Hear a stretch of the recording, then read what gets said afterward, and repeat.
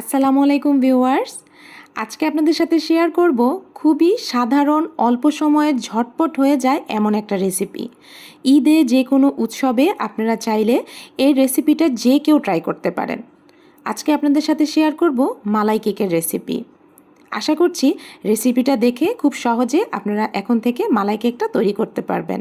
স্বাভাবিক তাপমাত্রার 3টি ডিম আমি নিয়ে নিয়েছি কেকটা তৈরি করার জন্য। আমি সাদা অংশটা এখন বিট করে নিব, কুসুমগুলোকে আমি আলাদা করে নিচ্ছি। এবার একটা ইলেকট্রিক বিটারের সাহায্যে ডিমের সাদা অংশগুলোকে বিট করে নিচ্ছি। যে পর্যায়ে ডিমের সাদা অংশ হালকা একটু ফোম হয়ে এসছে, সে পর্যায়ে 1/4 কাপ পরিমাণ চিনি আমি অল্প অল্প করে দিয়ে ভালোভাবে বিট করে নিচ্ছি। যতক্ষণ না চিনিটা গলে যাচ্ছে ততক্ষণ পর্যন্ত বিট করে যেতে হবে। আপনারা চাইলে চিনিটাকে ব্লেন্ডারে অথবা শিলপাটায় গুঁড়া করে নিতে পারেন, এতে করে সময়টা খুব কম লাগবে।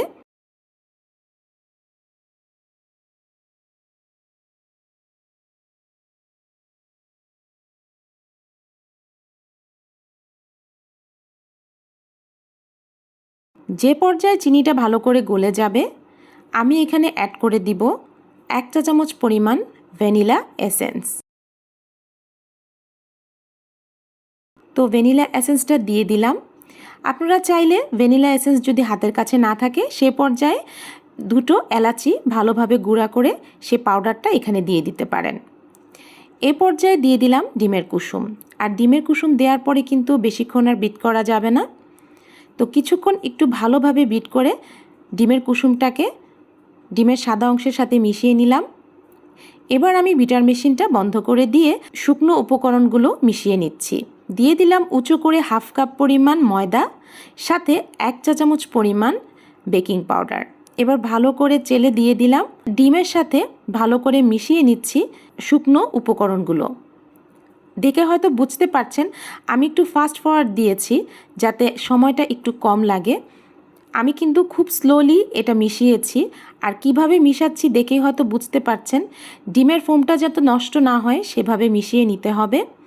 যে পর্যায়ে ভালো করে শুকনো উপকরণগুলো মিশে যাবে, আমি যে পাত্রে এই কেকটাকে চুলায় ভাপে দিব সেই পাত্রটাকে নিয়ে এর মধ্যে বাটার মেখে নিচ্ছি। এতে করে কেকটা খুব সুন্দরভাবে উঠে আসবে।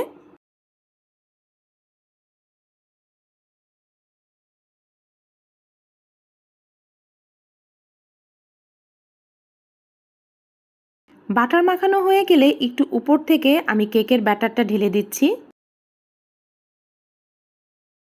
এই কাজটা ঝটপট করতে হবে যাতে ডিমের ফোমটা নষ্ট না হয়ে যায়।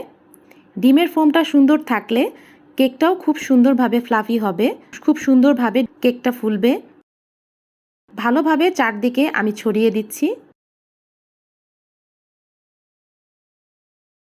খুবই কম সময় লাগে এই ডেজার্টটি। আপনারা চাইলে ঈদের দিন সকালেও এরকম একটা ডেজার্ট খুব সহজে তৈরি করতে পারেন। তো এই পর্যায়ে আমি এটাকে তো ঝাঁকানো যাবে না, তো এই পর্যায়ে আমি একটা কাঠি নিয়ে এভাবে নেড়েচেড়ে দিচ্ছি। এতে করে ভিতরে যদি কোনো প্রকার বাতাস থাকে সেটা বের হয়ে যাবে। কেকটাকে ভাপে দেওয়ার জন্য আমি পুডিং যেভাবে তৈরি করি সেভাবেই একটা বড় পাত্রে পানি দিয়ে তার মধ্যে স্ট্যান্ড বসিয়ে কেকের পাত্রটি বসিয়ে দিলাম। এরপর পানিটা বলক আসলে ঢাকনাটা ঢেকে দিলাম। এরপর 25 মিনিট পর ঢাকনাটা খুলে এখন চেক করে নিচ্ছি কেকটা একবারই পারফেক্ট হয়ে গেছে। একদমই কম সময় লাগলো কেকটা তৈরি করতে। তো কেকটা নামিয়ে রেখে আমি একটু ঠান্ডা হতে রেখেছি, আর এইদিকে কেকের জন্য একটা মালাই তৈরি করে নেব। এখানে আমি 1/2 কেজি পরিমাণ দুধ নিয়েছি, লিকুইড দুধ। এর মধ্যে আমি 1/4 কাপ পরিমাণ কনডেন্সড মিল্ক দিয়ে দিব। যেহেতু আমি কেকের মধ্যে চিনি ব্যবহার করেছি, আর কনডেন্সড মিল্কেও কিন্তু চিনি থাকে, সেই জন্য এক্সট্রা করে আর এখানে আমি চিনি ব্যবহার করব না। এবার কনডেন্সড মিল্কটা ভালো করে আমি লিকুইড দুধের সাথে মিশিয়ে নিলাম। ভালো করে মিশিয়ে দুধটাকে জাল করে নিব যাতে দুধটা অনেকটা ঘন হয়ে আসে। দুধটা অতিরিক্ত ঘন করা যাবে না, যতটুকু ঘনত্ব হলে কেকের ভিতরে লিকুইড দুধটা যাবে বা সোক করে নিবে কেক, সেই পরিমাণে আমি দুধটাকে ঘন করে নিব।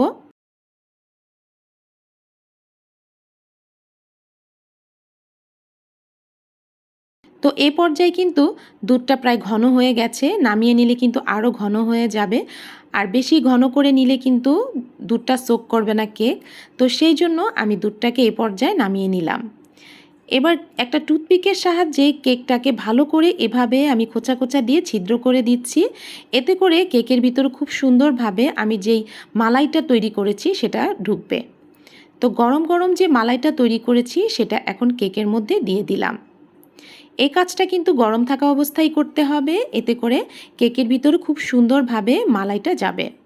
তো ভালোভাবে চারিদিকে ছড়িয়ে দিচ্ছি। তো এই মালাইটা দেওয়ার পরে কেকটা কিন্তু খুব সুন্দর সফট হয়ে যাবে। উপর থেকে কিছুটা কাঠবাদাম কুচি দিয়ে দিলাম। আপনারা চাইলে এখানে আপনাদের ইচ্ছা অনুযায়ী যে কিছু দিয়ে সাজিয়ে নিতে পারেন, বাদাম অথবা কিশমিশ যেটাই আপনাদের খুশি সাজিয়ে নিতে পারেন। তো আমি কেটে এখানে দেখাচ্ছি। আমি আমার পছন্দ অনুযায়ী কাট করেছি, আপনারা যে কোনো সাইজে কেটে নিতে পারেন অথবা যে কোনো মোল্ডে বা যে কোনো সাইজের বাটিতে আপনারা এই মালাই কেকটা তৈরি করতে পারেন। রেসিপিটা যদি ভালো লেগে থাকে তাহলে অবশ্যই রেসিপির জন্য একটা লাইক দিতে কিন্তু ভুলবেন না।